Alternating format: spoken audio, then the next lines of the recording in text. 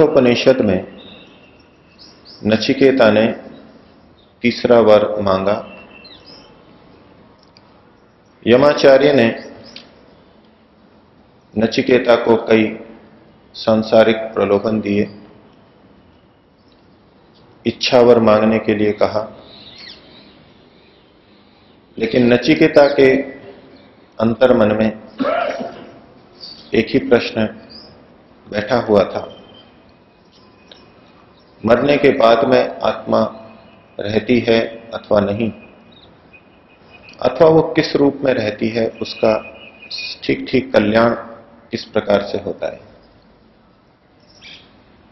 और जब यमाचार्य के समस्त प्रलोभनों के बाद भी नचिकेता ने कहा कि मेरे लिए तो वही प्रश्न वर्णीय है, मुझे तो आप उसी अध्यात्म तत्व का उपदेश कीजिए, तो यमाचार्य नचिकेता से संतुष्ट हुए। इस व्यक्ति को, इस बच्चे को वास्तव में अध्यात्म की पिपासा है, ये वास्तव में उसका जिज्ञासु है,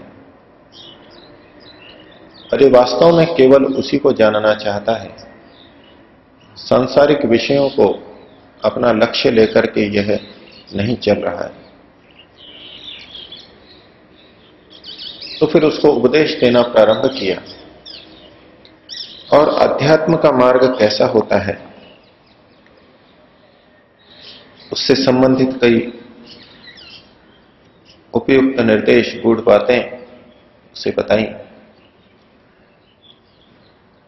यमाचार्य ने जो वर्णन प्रारंभ किया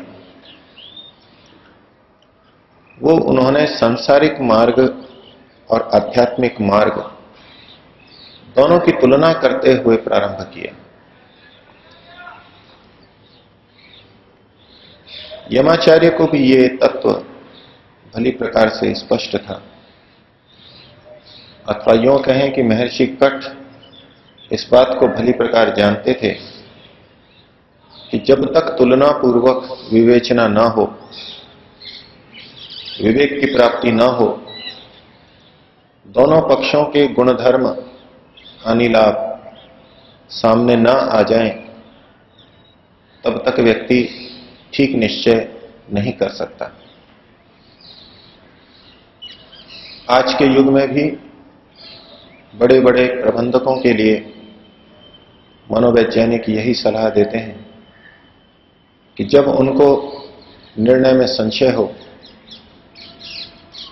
तो दोनों पक्षों को अलग अलग लिख लें, दोनों पक्षों के लाभ भी लिख लें, जितने उनके मन में आते हों, जितनी उनकी जानकारी हो, अधिक से अधिक लाभ और अधिक से अधिक हानियां दोनों पक्षों की देख लें। सब कुछ जब लिखित में आ जाता है, सामने आ जाता है, तो निर्णय करना आसान हो जाता है, क्योंकि प्रबंधकों को प्रतिदिन अनेक निर्णय करने होते हैं, और प्रबंधक ही नहीं, हर व्यक्ति को अपने जीवन से संबंधित और व्यवहार से संबंधित बहुत से निर्णय करने ही होते हैं।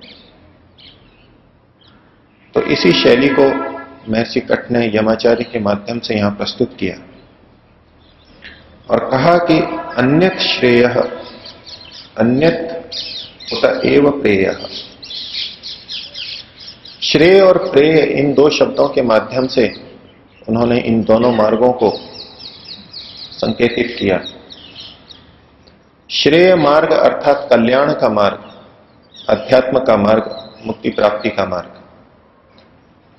और प्रेय अर्थात सांसारिक सुख भोगों की प्राप्ति का मार्ग। श्रेय और प्रेय दो मार्गों के रूप में उन्होंने इस सारे के सारे विधान को प्रस्तुत किया।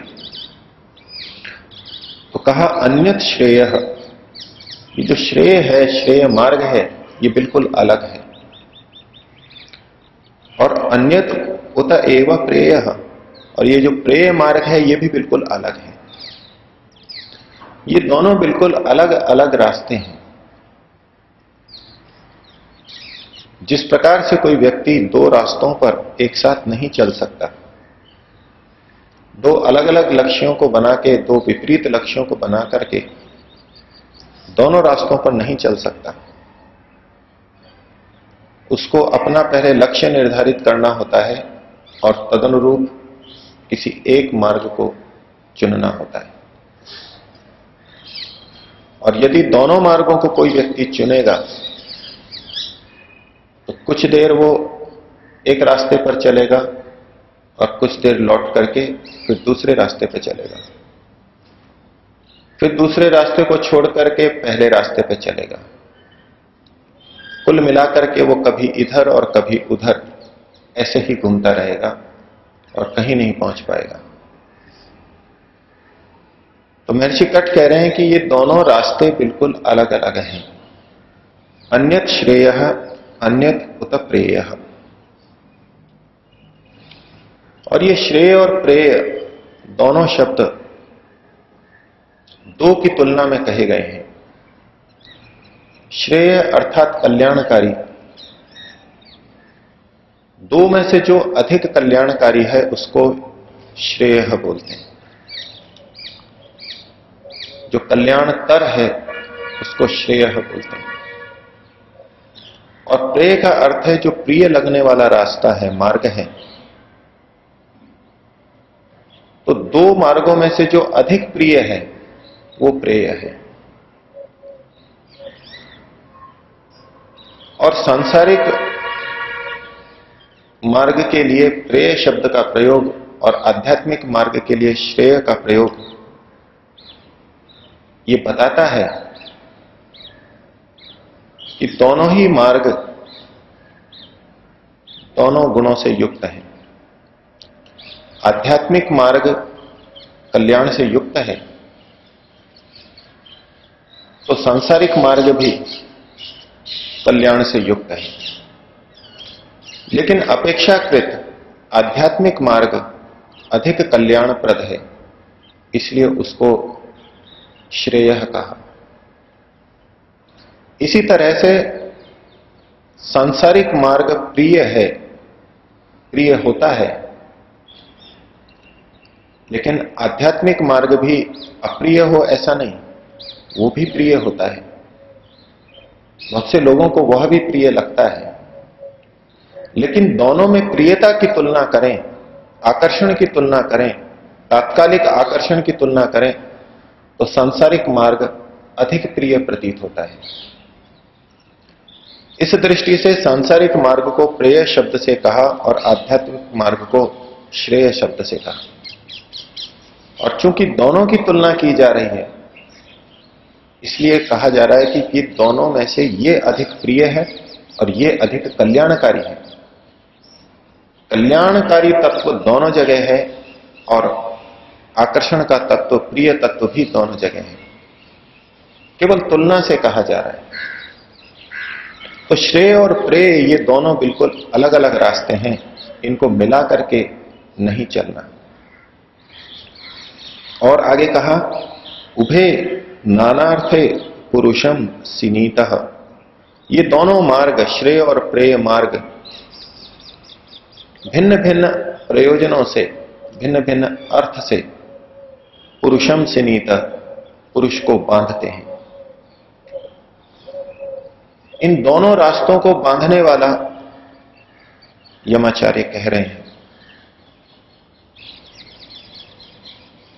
हम सामान्यतः ये मान्यता लेके चलते हैं कि सांसारिक रास्ता ही हमको बांधने वाला है।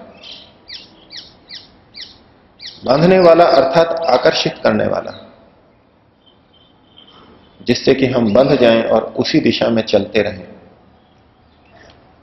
लेकिन महर्षि कठ यमाचार्य के माध्यम से कहलवा रहे हैं कि ये दोनों ही मार्ग बांधने वाले हैं, ये दोनों ही मार्ग आकर्षित करने वाले हैं, अर्थात दोनों प्रिय लग सकते हैं। संसारिक पदार्थों के पीछे भागने वाले, उसको प्रिय समझने वाले तो पद पद पे हमको दिखाई देते ही हैं, लेकिन श्रेय मार्ग पर चलने वाले और उसी से बंध जाने वाले भी अनेक दिखाई देते हैं।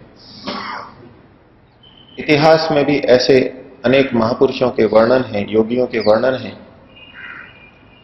और ये श्रेय मार्ग उनको इतना बांध देता है कि वो उसके अतिरिक्त और कुछ नहीं सोच पाते, केवल उसी से बंधे हुए, उसी की डोर से खींचे हुए उसी मार्ग पर चलते चले जाते हैं।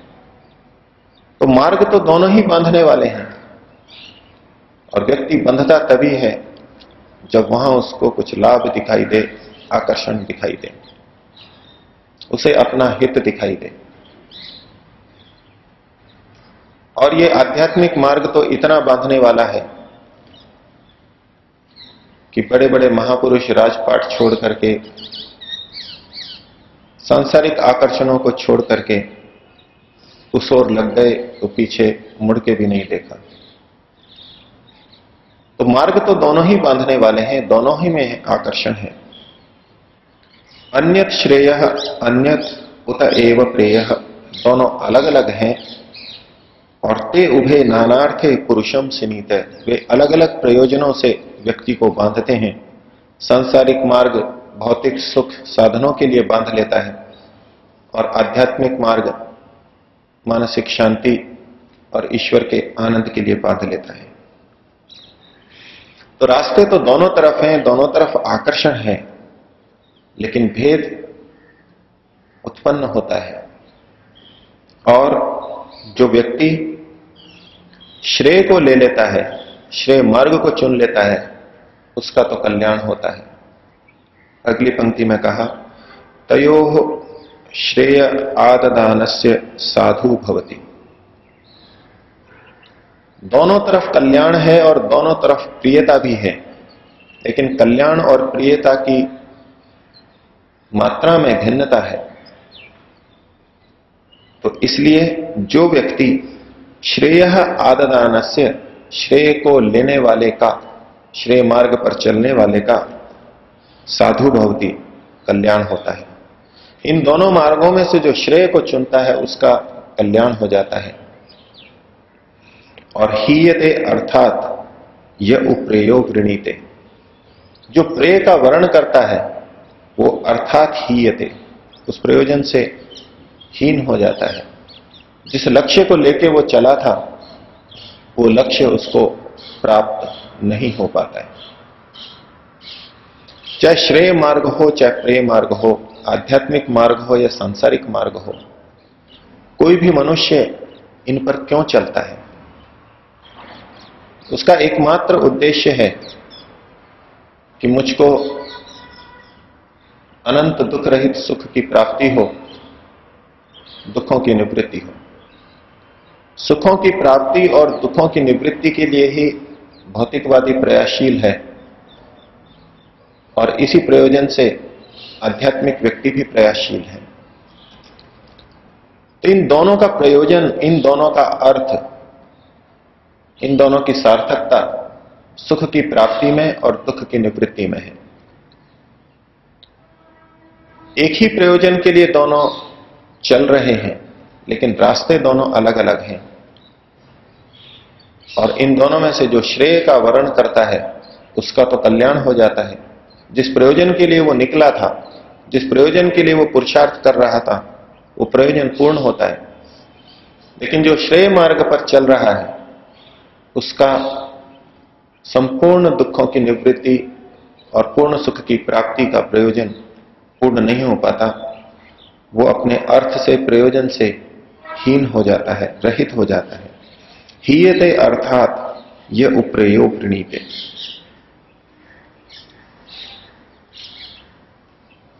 तो इसको कहकर के महर्षि कठ ने ये संकेत दे दिया नचिकेता को कि कल्याण तो केवल श्रेय मार्ग पर चलने में ही है। तो फिर हर व्यक्ति इस श्रेय मार्ग पर क्यों नहीं चल लेता? तो उसका कारण उनकी अपनी अपनी विवेचना, उनके अपने अपने बुद्धि का स्तर है। बार बार अध्यात्म के अंदर बुद्धि और विवेक का प्रयोग आता है। पद पद पर यह प्रतीत होता है कि ऋषि बुद्धि और विवेक का प्रयोग इस अध्यात्म में पर्याप्त मात्रा में चाहते हैं। वो केवल अंधश्रद्धा के आधार पर चलना नहीं चाहते और न ही वैसा उपदेश करते हैं। अगले श्लोक में कहा, श्रेयश्च प्रेयश्च मनुष्यम एतः। कहा कि ये श्रेय और प्रेय, ये दोनों रास्ते मनुष्य को प्राप्त होते हैं। प्रत्येक मनुष्य को श्रेय और प्रेय दोनों रास्ते मिलते हैं। जो भी मनुष्य शरीर में आया है उसको दोनों अवसर प्राप्त हैं, वो दोनों रास्तों पर चल सकता है। इतनी सामर्थ्य और सुविधाएं ईश्वर ने प्रदान की है। कोई व्यक्ति यह नहीं कह सकता कि मेरे को तो श्रेय मार्ग का अवसर ही नहीं मिला, श्रेय का रास्ता ही नहीं मिला, और न ही कोई व्यक्ति यह कह सकता कि मेरे को प्रेय का मार्ग ही नहीं मिला और प्रेय की और पढ़ने के साधन नहीं मिले। ईश्वर ने सबको ऐसा शरीर, बुद्धि और परिस्थितियां दी हैं कि वो श्रेय और प्रेय दोनों मार्गों पर चल सकता है, दोनों ही उसको प्राप्त हैं।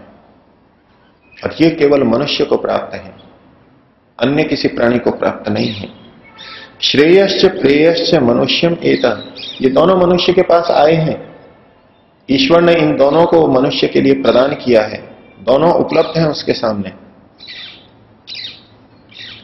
तौ संपरीत्य विविनक्ति धीरः, इन दोनों के गुण दोषों का विचार करके, उनके हानि लाभ को देख करके, धीरः धीर पुरुष विविनक्ति विवेचना करता है, दोनों को पृथक पृथक कर देता है कि ये रास्ता अलग है और ये रास्ता अलग है।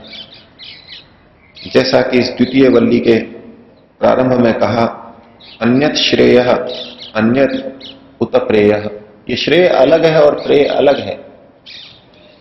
तो जो दोनों रास्तों को देख करके, समझ करके, विवेचना करके पृथक पृथक कर देता है, वो धीर पुरुष। और ये धीर पुरुष फिर क्या करता है, श्रेयो ही धीरः अभिप्रेयसो वृणीते, ये धीर पुरुष प्रेयसः, प्रेय की अपेक्षा से, श्रेयः अधिवृणीते, श्रेय को ही अच्छी तरह ऊपर, प्रेय के ऊपर श्रेय को वर्ण कर लेता है। दोनों में से श्रेय को अधिक महत्व देता है। श्रेयो ही धीरः अभिप्रेयसो वृणीते, क्योंकि उसने पूरी विवेचना कर ली है किसमें लाभ है, किसमें हानि है।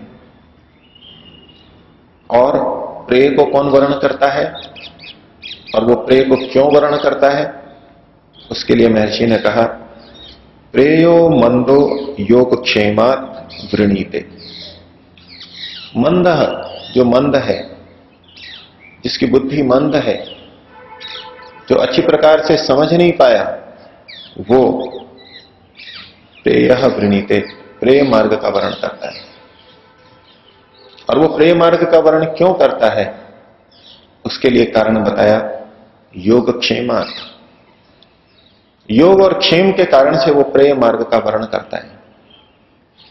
योग का मतलब है पदार्थों की, भौतिक पदार्थों की, साधनों की प्राप्ति। उसके मन में ये लालसा रहती है कि मैं अधिक से अधिक साधनों को प्राप्त कर लूं। यदि साधनों की प्राप्ति होगी तो प्रेय मार्ग से ही होगी।